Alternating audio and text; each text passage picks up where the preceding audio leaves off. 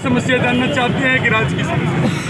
नहीं, आपके क्षेत्र की। देखिए, मेरे क्षेत्र की समस्या आपको पता है कि चंपारण को अपराध मुक्त करने से लेकर के और भ्रष्टाचार अपने विधानसभा को मुक्त करने में मेरी कितनी बड़ी भूमिका है। मेरा विधानसभा धनहा और वाल्मीकि नगर जो था, धनहा 4 प्रखंड पहला ऐसा था जो कि चंपारण नहीं अन्य भी जिला राज्य के लिए चैलेंज था, जिसकी इंदिरा आवास में भी 1 रुपये घूस नहीं लगा। अब मेरे बाद क्या स्थिति है कि और आंगनबाड़ियों में किस तरह से वर्तमान समय में जो नेतृत्वकर्ता लोग हैं किस तरह का भ्रष्टाचार बनाए, विपक्ष में मैं ही नहीं अन्य विपक्ष के भी साथियों ने जब मिलकर के दबाव बनाया और अपनी आवाज़ को उठाया तो वर्तमान जिलाधिकारी को CDPO के खिलाफ प्रपत्र का गठित करना पड़ा और आज तक वो 4 ब्लॉक के चार्ज में है। ये भ्रष्टाचार मुक्त सरकार देने की और यहाँ के स्थानीय जनप्रतिनिधियों की कितनी बड़ी विफलता है कि जो काम ठीक किया जा सका उसको भी ले लिया।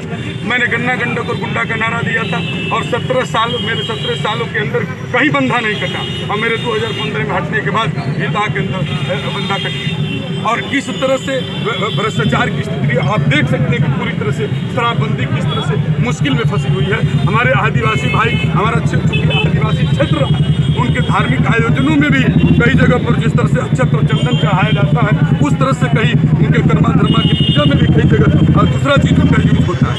लेकिन आपको बताना चाहूँ कि किस तरह से कहीं शराबबंदी हो नहीं पाई और कौन इसके लिए जिम्मेदार, आखिर जिन लोगों को जिम्मेदारी तय क्यों नहीं कार्रवाई और मेरी हमारे आदिवासी बेचारे गरीब लोग और जेल के सलाखों के पीछे जा रहे हैं। और मैं किसानों को लेकर के आप जानते हैं कि चंपारण के अंदर जब 20 करोड़ रुपया बकेया लगा करके मस्ती कर रहा था पोदार एंड पार्टी में चीनी मिल का, तो मैं कहीं डरने वाला आदमी नहीं हूँ, मैं जनता का जमीन का आदमी और हमारे लिए किसानों के लिए और जनता के लिए कुछ भी हमारे लिए असंभव नहीं। हम उसके लिए हर चीज़ को जो लोकतंत्र के तरीके पर उसको करने का पूरा करने की कोशिश करता हूँ। कैसे हम लोगों ने चीनी मिलों को भिजवाया था लंबे समय से। आदिवासी भाइयों को देखिए, उनको आदिवासी का तो दर्जा दे दिया गया, लेकिन जो उनका आदिवासी का परसेंटेज बढ़ाया जाना चाहिए था वो नहीं हुआ।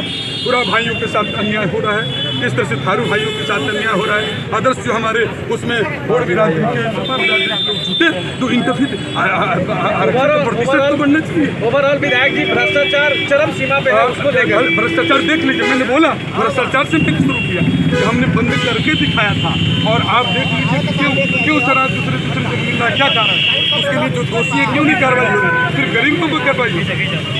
और दूसरा मुद्दा लंबे समय तक सगुफेबाजी होती रही कि बगहा जिला बनेगा, अब तक कुछ नहीं बना। आदिवासी हमारे क्षेत्र में एक जुगुसारी स्कूल था, उसको हम लोग कराया, अब तक उसका डिग्री कॉलेज नहीं खुले।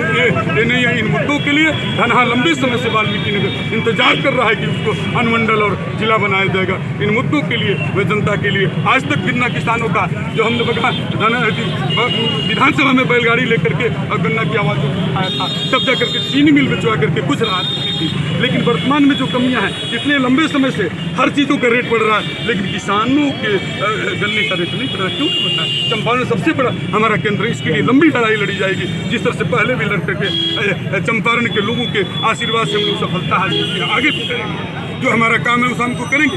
आप बताइए, अगर सरकार के पास नहीं मामला हो रहा है तो क्यों सब्सिडी वहाँ दे रही है? जिन जगहों पर नहीं देना चाहिए उन जगहों पर दे करके अफसरों से लूट मचाई जा रही है और इसको हम क्या कहें? किसानों के लिए होना चाहिए, उनका रेट पर पेमेंट सही समय पे मिलना चाहिए, उनके इन सब मुद्दों के लिए